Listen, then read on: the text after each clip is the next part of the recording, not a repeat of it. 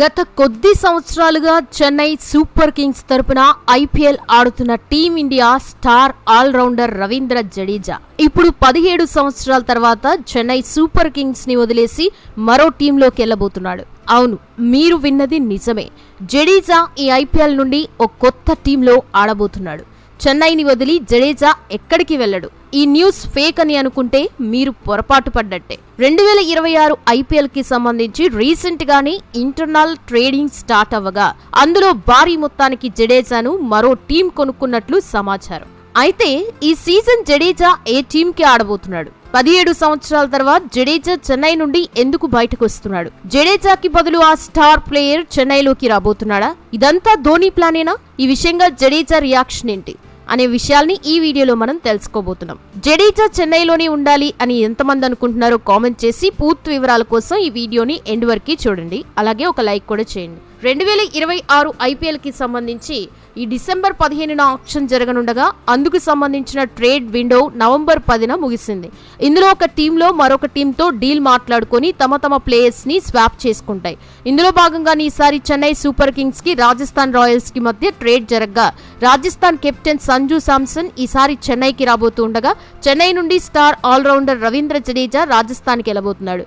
అయితే రాజస్థాన్ సంజు శాంసన్ కి బదులు జడేజాతో పాటు పతిరానాను కూడా బ్రీవిస్ ని కానీ కావాలని కోరింది. అయితే దీనికి చెన్నై ఒప్పుకోక జడేజాతో పాటు శామ్ కర్రన్ ని ఇస్తామని చెప్పింది. ఇక దీనికి రాజస్థాన్ ఒప్పుకున్నట్లు సమాచారం. ఇక దీనికి సంబంధించి రెండు టీంలు ఈ ముగ్గురు ప్లేయర్స్ తో రాతపూర్వకంగా ఎన్ఓసి తీసుకుని ఐపీఎల్ గవర్నింగ్ కౌన్సిల్ కి సబ్మిట్ చేశాయి. ఇక దీనికి సంబంధించిన పనులన్నీ 48 గంటల్లో ఫార్మలైజ్ అవుతాయి. దాంతో ఇప్పటివరకు చెన్నై జెర్సీలో జరిగిన జడేజా ఈ ఐపీఎల్ నుండి రాజస్థాన్ జెర్సీలో మనకు కనిపిస్తాడు. అయితే జడేజా రాజస్థాన్ కి ఆడడం ఇదేమో మొదటిసారి కాదు. జడేజా ఐపీఎల్ ఎంట్రీ ఇచ్చిందే రాజస్థాన్ రాయల్స్ తరపున. రాజస్థాన్ తో కలిసి 2008, 2009 2 సంవత్సరాలు ఐపీఎల్ ఆడిన జడేజా ఆ తర్వాత 2011లో కొచ్చి టాస్కర్స్ తరపున ఆడగా ఆ తర్వాత కొచ్చి టీంని బీసీసీఐ ఐపీఎల్ నుండి తీసేయడంతో జడేజా మళ్లీ ఆక్షన్లోకి వచ్చాడు. అప్పుడే చెన్నై జడేజాని కొనుక్కుంది. ఇక అప్పటి నుండి ఇప్పటి వరకు అంటే దాదాపు 17 సంవత్సరాలు చెన్నై సూపర్ కింగ్స్ తరఫున మ్యాచ్ ఆడి మళ్ళీ ఇప్పుడు రాజస్థాన్ తో కలిసి మ్యాచ్ ఆడబోతున్నాడు. అయితే ప్రస్తుతానికి ఈ విషయాన్ని టీమ్స్ ఇంకా అఫీషియల్ గా చెప్పకపోయినా ఈ విషయంగా ఫ్యాన్స్ అందరూ ఆన్లైన్ లో జడేజాను ట్యాగ్ చేస్తూ మెసేజ్లు అయితే పెడుతున్నారు. ఎందుకంటే జడేజా చెన్నైని వదిలేయడం ఆయన ఫ్యాన్స్ కి అసలు ఇష్టం లేదు. దాంతో జడేజా ప్రస్తుతం తన ఇన్స్టాగ్రామ్ అకౌంట్ ని డియాక్టివేట్ చేసినట్టు తెలుస్తోంది. ఇక Jadeja personal and cricket life ఒకసారి చూస్తే జడేజా పూర్తి పేరు రవీంద్ర సింగ్ జడేజా. ఇతను 1988 డిసెంబర్ 6న గుజరాత్ లోని జామ్నగర్ జిల్లా నౌగాం గేట్ లో లతాబిన్ అనిరుద్ సింగ్ జడేజా దంపతులకి జన్మించాడు. జడేజాకి నయానా, పద్మిని అనే ఇద్దరు అక్కలు కూడా ఉన్నారు. ఆయన తండ్రి అనిరుద్ సింగ్ జడేజా జామ్నగర్ సంస్థానాధీశులు బంధువు కాగా ఆయన సొంతగా ఎదగాలి అని డిసైడ్ అయ్యి తన చదువుకి తగ్గ ఉద్యోగం కోసం ట్రై చేశారు. కానీ ఎంతకీ దొరకపోవడంతో భార్య పిల్లల్ని పోషించడం కోసం ఆయన ఓ ప్రైవేట్ సెక్యూరిటీ ఏజెన్సీ ద్వారా సెక్యూరిటీ గార్డ్ గా పనిచేయడం స్టార్ట్ చేశారు. ఇక జడేజా తల్లి లతాబిన్ కూడా రేడియోలో డైలీ బేసిస్ మీద పాటలు పాడి డబ్బులు సంపాదించేది.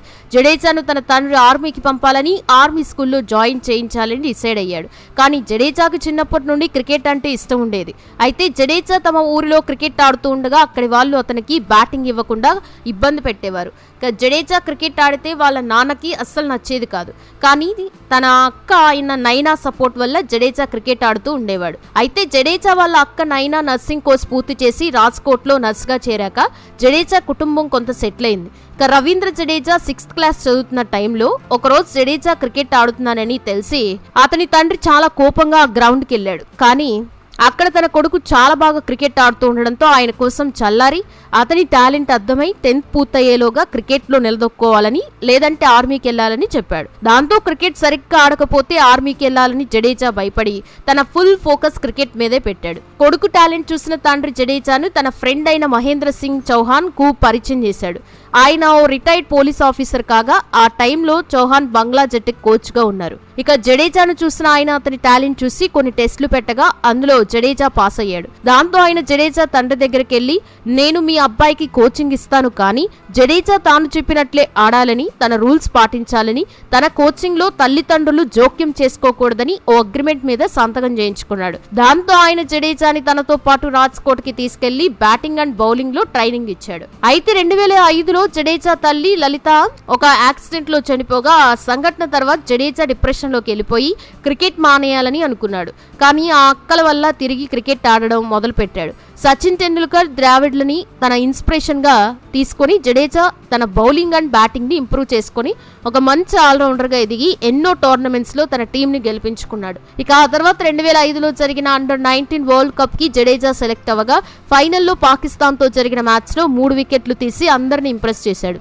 దాంతో 2006, 2007లో జడేజా దులీప్ ట్రోఫీలో వెస్ట్ జోన్ తరఫున ఆడగా ఆ తర్వాత 2008 అండర్-19 వరల్డ్ కప్ టీమ్ కి వైస్ కెప్టెన్ గా అయ్యి 6 మ్యాచ్ల్లో 10 వికెట్లు తీసి సెలెక్టర్ల దృష్టిలో పడ్డాడు. ఇక ఆ తర్వాత సౌరాష్ట్ర తరఫున రంజీల్లోకి కూడా ఎంట్రీ ఇచ్చి 2008 నుంచి 2009లో జరిగిన మ్యాచ్ల్లో 739 రన్స్ చేసి 49 వికెట్లు కూడా తీయడంతో ఆ దెబ్బకి జడేజాకి ఇండియన్ వన్డే టీం నుండి పిలుపు వచ్చింది. అలా ఫిబ్రవరి 8, 2009న జడేజా శ్రీలంకతో తన మొదటి వన్డే ఇంటర్నేషనల్ మ్యాచ్ ఆడగా ఆ సిరీస్ లోని చివరి మ్యాచ్ లో జడేజా 60 రన్స్ చేసి 4 వికెట్లు తీసి మ్యాన్ ఆఫ్ ది మ్యాచ్ అవార్డుని కూడా అందుకున్నాడు.